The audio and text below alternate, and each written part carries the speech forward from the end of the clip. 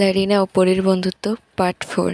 এর আগের পর্বে আমরা জেনেছিলাম যে ল্যারিনা বনভোজন যাওয়ার জন্য ওর বাবার কাছ থেকে টাকা চায়, আর ওর বাবা বলে কিন্তু হ্যাঁ দেবো তো, কিন্তু কি করে যে কি ম্যানেজ করব। ওর মা বলে কিন্তু কি হয়েছে গো। তারপরে ওর বাবা বলে আসলে এখন পর্যন্ত বেতন দেয়নি, তাই একটু দুশ্চিন্তায় আছি। আমি কি করে কি ম্যানেজ করব বলো তো? ল্যারোজের পরীক্ষার ফিস, ল্যারিনের বনভোজন যাওয়ার টাকা, রুদের ভিডিও গেম খেলার এমবি। ওর মা বলে আরে তুমি এত চিন্তা করো না, আল্লাহ ঠিক ব্যবস্থা করে দেবেন। ল্যারিনা বলে হ্যাঁ বাবা, আর তাছাড়াও 1 সপ্তাহ সময় আছে তো এখনও টাকা দেবার জন্য। এভাবেই আরও কয়েকদিন কাটলো। হঠাৎ একদিন ল্যারোজের বাবা খুব চিন্তিত হয়ে বাসায় ফিরলেন। ল্যারোজের মা তাকে বলল, কি হয়েছে তোমার, এত চিন্তিত কেন লাগছে তোমাকে? ল্যারিনা, হ্যাঁ বাবা কি হয়েছে?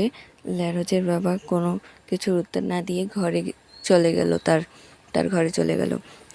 ল্যারিনা বলে, মা বাবার কি হয়েছে? ওর মা বলে আমি ঠিক জানি না সোনা, তুমি বরং ঘরে যাও, আমি দেখছি কি হয়েছে।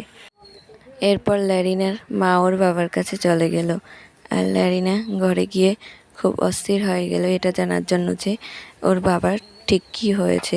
আর ওর মাথায় হঠাৎ একটা বুদ্ধি এলো যে ও ঘরে গিয়ে ওর মা বাবার কথা লুকিয়ে শুনবে, আর ও সেটাই করলো।